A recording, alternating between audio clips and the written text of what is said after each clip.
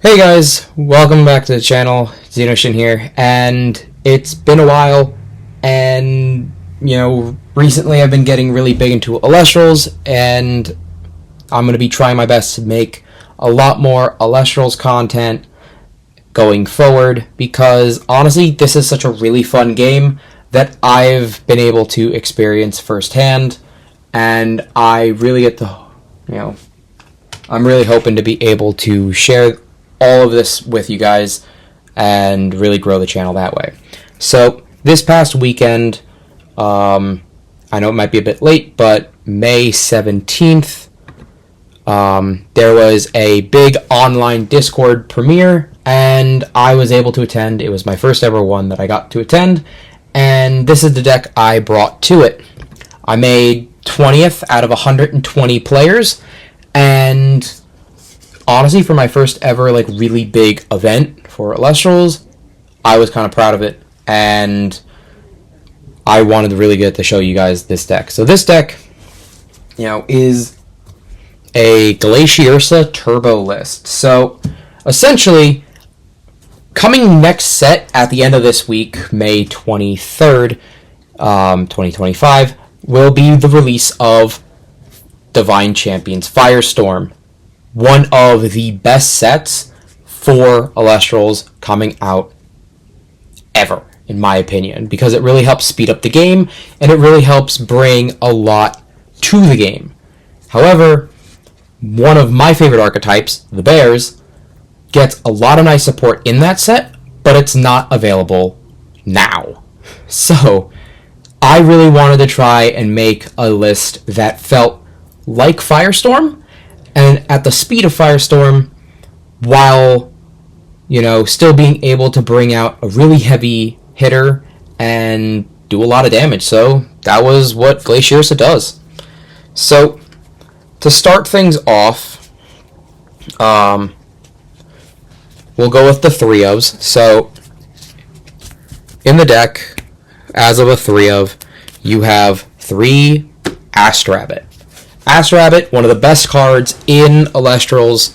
It's synonymous with Elestrals. On cast, or actually no, not even on cast, on receive of a Thunder Spirit, you get to look at the top 3 cards of your deck, add one of them to the hand, and then shuffle the rest. With a 2/5 body, you just summon it right away in defense, and get to look at the top 3 cards. It's super good, super strong, and very versatile. Next up, we have 3 Narpoon. Narpoon, an amazing card for any deck that wants to run Frost. It is a 4/3 that says on normal cast, you get to search your deck for any 1 Spirit Frost Elestral. Now, this is really strong because this deck runs a really good amount of Frost 1-drop Elestrals. And one of the best one-drop Frost Elestral, that's not the last 3-of, but the second to last 3-of, is Brumalinx. This is another key card for the strategy. So Brumalinx, it's a 3/5, so you get to summon it in defense. You get the Nexus up to 2 Frost from anywhere on the field to anywhere else. So Nexus, in this game, for anyone who's brand new, doesn't know, is essentially you can take spirits from anywhere on the field and then move them to anywhere else on the field. So this allows you to be able to move the spirits from one spot to another, as well as being able to freeze, as I called it. You get the freeze of face down rune, pretty much just saying to your opponent, no, you cannot play that face down rune, allowing you to not really fear the back row like you would normally. Also, because it could get around divines and artifacts and really make your opponent lose their spirit presence on the board. And then for the last 3 of the deck, this is one of the key cards for the deck strategy, Ursicle. So this Ursicle, on normal cast, is a 1/3, and it says you can search your deck for any bear, or actually that's Ursa, but any Ursa, Elestral, or Rune, and add it to your hand. that is the best because it doesn't specify a 1-drop. It doesn't specify anything. It specifies get a bare card.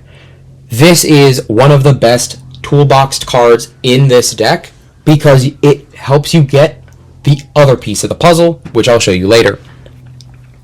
Next up for the 2-ofs, there's only one 2-of, and that is of your big boss, Glaciursa. Glaciursa is a 3-drop, 14/4 Elestral that pretty much is everything. It deals piercing damage to your opponent, so if you're in attack position, your opponent's in defense position, and if that attack destroys the defense position Elestral, it does damage to your opponent's spirit deck. Normally it wouldn't, but with piercing it does. The second ability is that it also suppresses any Elestral that it battles. That's great because there are a couple Elestrals that might be able to stop Glaciursa, or in the case of certain ones like Calfmel, Foamy, where when they are to be destroyed, they get some form of buff. Glaciursa stops that and says, no, that doesn't activate. And that, I think, is the biggest thing with this boss. And now for the 1-ofs, the Fun Frost Tech Toolbox.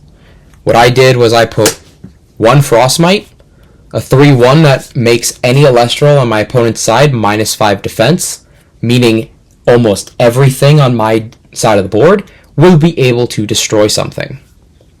Next up, another Nexuser, Frigicub, a 4/2 1-drop that allows me to Nexus up to 2, and then if I were to do that, I can enchant a Frost from my Underworld to him, pretty much giving me a little bit more presence to the field. Next up, there's an Arcturus. Arcturus is a really strong Elestral, just off the fact that it can become a 9 attack. It's a 1-drop 3/2 that allows me to burn or expend 1 Frost Spirit from my Spirit deck in order to give it +3 power. And you could do it 2 times a turn, so that for your turn, it can become a 9 power card, beating over pretty much everything that this game can throw at you.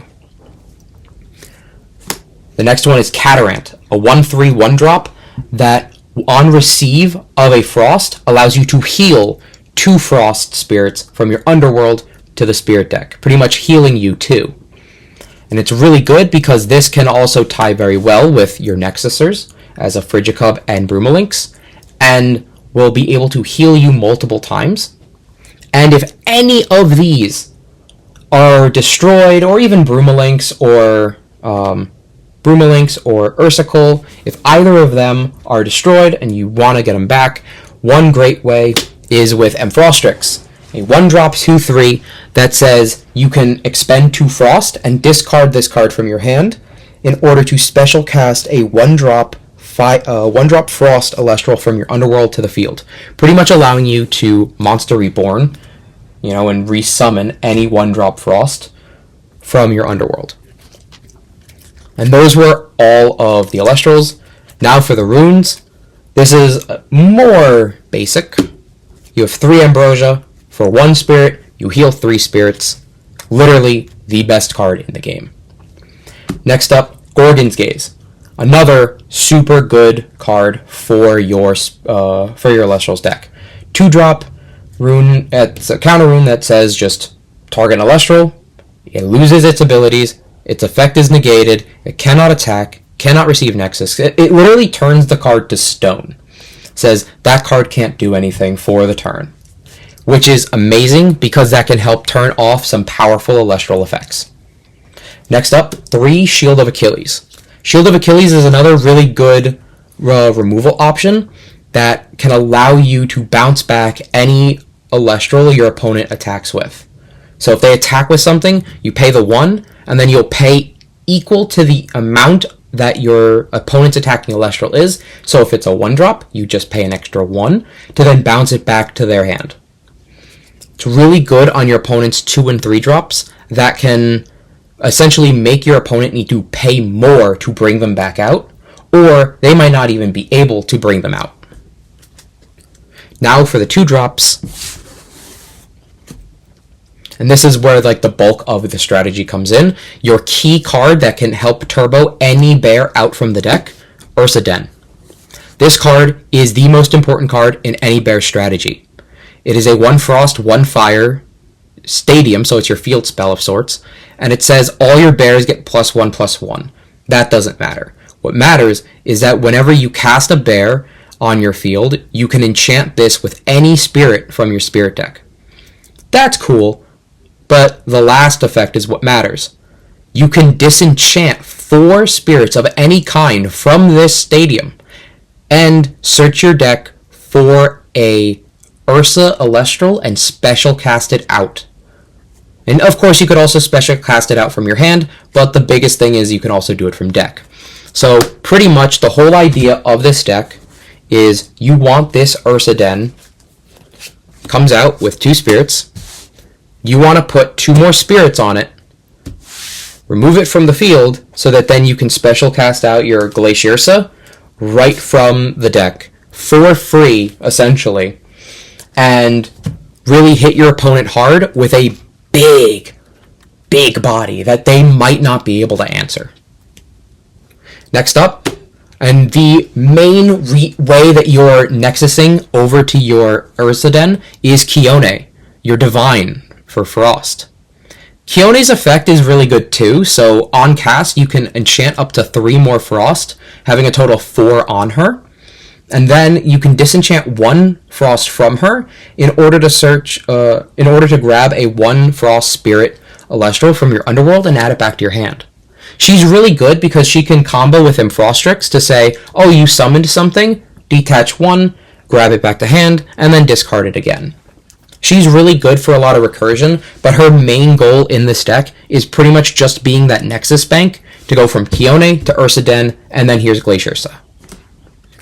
Now, you saw that you had Broomalinx and you had Frigicub that was able to move stuff over to the Kione, but now this is the last key card of this deck's strategy, and it essentially says that you don't need to fully rely on your normal cast for turn, which is 2 Circle the Skies. Circle the Sky is a 1 spirit invoke rune, so it can be played right away on your turn, and you can nexus up to 2 spirits from anywhere on your field, and then if you do, you draw a card.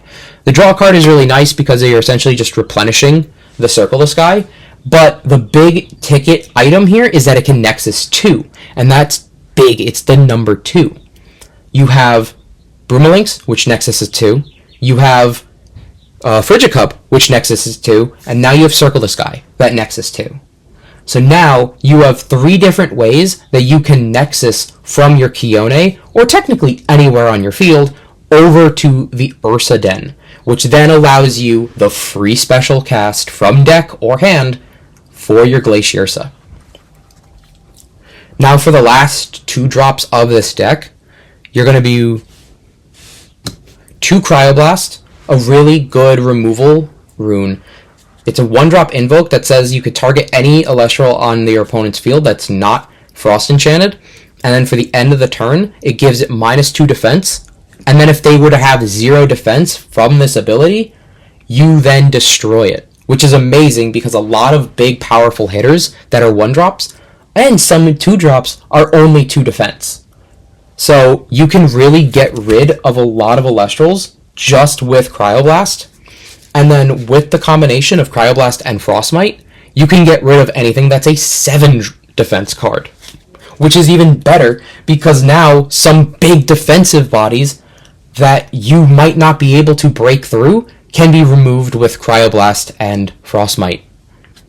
And then the last 2-drop of the deck, or the last 2 of the deck, is Tsunami, a 1 water counter rune that just says move everything that's in attack position to defense position unless they're water enchanted. So against a water deck or a heavy water spirited deck, this might not be the best answer, but against most decks, this is a really good answer to help prolong the game a little bit, save your guys, while also being able to stop your opponent from destroying your guys.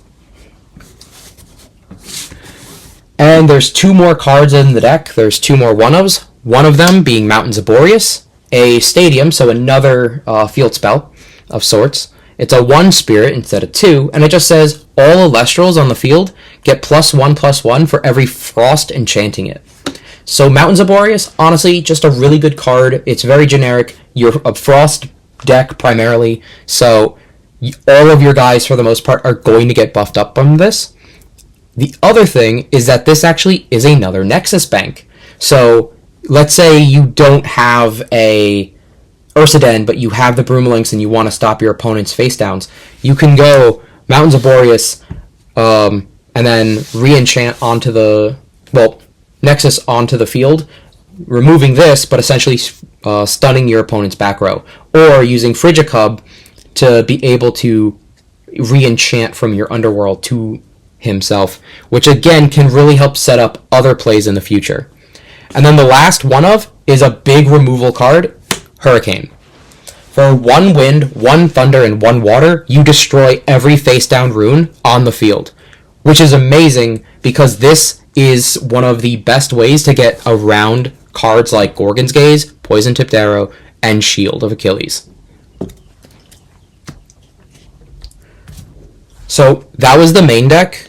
Now let's go to the Spirit deck. The Spirit deck, honestly, is a really simple, 20 cards.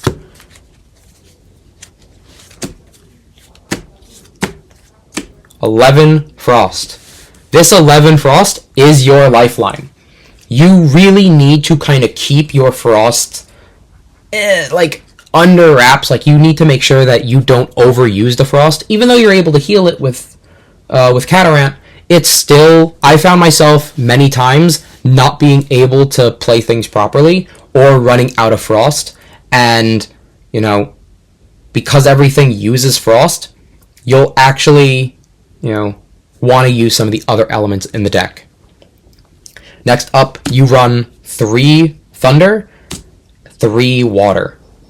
This is pretty much, you really don't need that much water. The only water in the deck is Narpoon, and then, Tsunami. For Thunder, the only Thunder is Astrabbit. And of course, yes, you're 1 of Hurricane, but the 1 of Hurricane is a 1 of Hurricane. It is what it is. This pretty much is your, I can be a little bit more free with my spirits when paying for things like Gorgon's Gaze, Ambrosia, and those types of effects. Next up, 2 Wind. Now yes, in the main deck you only saw the 1 Wind with Hurricane, but in the sideboard, as you might have seen, there's a fun, thing that you can add into this deck. So the 2nd Wind is pretty much there just for the side deck. And then the last card is the 1 Fire. You only ever really want to activate your Ursaden once, and because that's the only fire in both your main and side deck, you only really need the 1 for the 1 card. And then a fun, quick hop into the sideboard. This sideboard is not just a sideboard, it is a full replacement deck. So your 15 card sideboard in this deck that I ran, and honestly, I don't know how it would work fully going into other big events. However, I found that this was really, really fun, and it really did throw off a lot of people. So yes, going into Firestorm at the end of this week, this deck is definitely changing up how it plays, at least for its parts, but at least for this event, this was kind of the reason I ended up winning and sealing most of my events, most of my rounds. And out of the 7 rounds, I went 5-2. So I won 5 of the rounds, and those 5 rounds, half the time, were cinched by this sideboard. So it's Blistrix. Who would have thought? So Blistrix, for anyone who's unaware, is a 12/6, 2 Frost, 1 Wind. This is where that other wind comes in. This is a gambling deck. Blistrix is a deck that essentially self-mills itself so that it can special ascend into a big boss right out the gate. So Blistrix, when discarded from the deck, can special ascend on top of your Asperal. Hi, there's Asperal. Asperal does the same thing for Snowlet. Hi, there's Snowlet. So pretty much, Snowlet, Asperal, Blistrix, all they do is this Snowlet, when it receives one Frost, or one or more Frost, you can discard the top 3 cards of your deck. If anywhere in those 3 there was an Asperal, Asperal's effect activates, allowing you to special ascend on top of the Snowlet. Snowlet goes to the Underworld, then you enchant it with Frost. Now, Asperal's effect, get it in frame, Asperal's effect says that you can then expend a Frost to then discard the top 4 cards of your deck. And then, hey, if any of those cards were a Blistrix, you then ascend on top of it, this goes to the Underworld, you enchant a Wind, and now Blistrix is online. And then what Blistrix says is that you can you can put 3 Elestrals from your Underworld to the bottom of your deck to destroy a card on the field. And the best part is this does not target. So, it's a little wonky because of the grammar, and I know the punctuation is a bit weird, but essentially, for cost, you put 3 guys from your Underworld to the bottom of the deck. So you immediately, before anything happens, put 3 things to the bottom of your deck. And now your opponent has to choose, do they want to negate it? Because if they do not negate this effect, they cannot respond to the destruction because it is too late. So if I destroy their back row, and then they're like, oh wait, in response, because now you're going to target this, I'm going to activate it, they can't. It's illegal. They physically cannot because they've missed their timing. It is already off the board. The last part of the fun Blizz Ghost essentially is the rest of its engine. 3 Cedarsaur, 2 Morlith, and 1 Rise from the Ashes. This card is super, super good. Most of the time, a full Blistrix deck will run 3 Rise, but thanks to the ban list that dropped today, May 20th, Rise is now limited to 1. So, because I'm only running 1 in the side, it's not hit by the ban list. So, what Cedarsaur does is when it is discarded from the deck, you can special cast it out with either 2 Earth or 2 Frost. And because, hey, it's a Frost deck, boom, you're putting this out with 2 Frost. Then if let's say I'm not running an Earth, but let's say you are running an Earth, you can then re-enchant it with Earth, and then expend an Earth or Frost to search your deck. No, it's expend Earth. You expend Earth, search your deck for any 3-drop Earth or Frost Celestial, and add it to your hand. That second effect for this does not matter, and honestly, if you were to go a full Blistrix deck, that effect does not matter at all either. Essentially, all this is meant to do is say, you discarded it from the deck, I'm summoning it to the board. Now, either I'm going to attack for 2 damage to your opponent, or have a 6 defense body sitting here, acting as a defensive wall, while I wait for one of my other cards to come out. Morlith. Morlith is a 2-drop lith that says if you have more Elestrals in your Underworld than your opponent, you're able to summon this out without needing essentially a tribute with just 2 Frost. So essentially, if I have, let's say, 2 Elestrals in my Underworld and my opponent has 0, I can summon this out without needing to ascend onto it. Then this says, when this is summoned, you then discard the top 5 cards of your deck to the Underworld. So essentially, comes in, mills 5 more. So if for any reason my Asperal mill didn't go, let's say, before I summon anything, oh, I have more than you, I can then summon Morlith. Morlith mills 5 more. Let's say if there's a Blistrix in there, now I go into Blistrix. And then the last card is Rise. Literally is Monster Reborn. You pay 3 spirits, and then target any Elestral in your Underworld, and then special cast it to the field. Yes, those spirits have to come from your spirit deck, but it doesn't matter, because let's say I have a Rise in hand, I activate Snowlet, Snowlet mills a Blistrix, I can't go into Blistrix because it wasn't an Asperal, but now I can Rise, bring the Blistrix out, and now I have a big body on the board. And the reason you would side this in is because your opponent would not realize or, be ready for it because they're siding in for your big bear. And the best part is because of the rise, you're going to keep one Glaciursa in the deck, so that if you were to mill it off of either of these two effects, or even more or less effect, and you had a rise, you can rise, bring out the Glaciursa. Honestly, this deck did very well. I went 5 wins, 2 losses, and May 20th. It was probably some of the most fun I've ever had in an event, and I think this deck is something that you guys should definitely try out going into Firestorm format.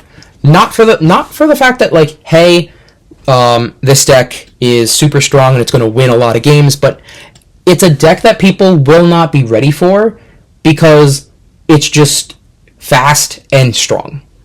And going into Firestorm, you will have a lot of cards that can be used to upgrade this, especially the new Hibernation.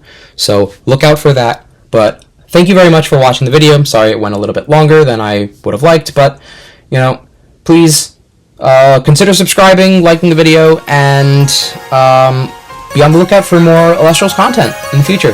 Thanks so much, guys. Peace.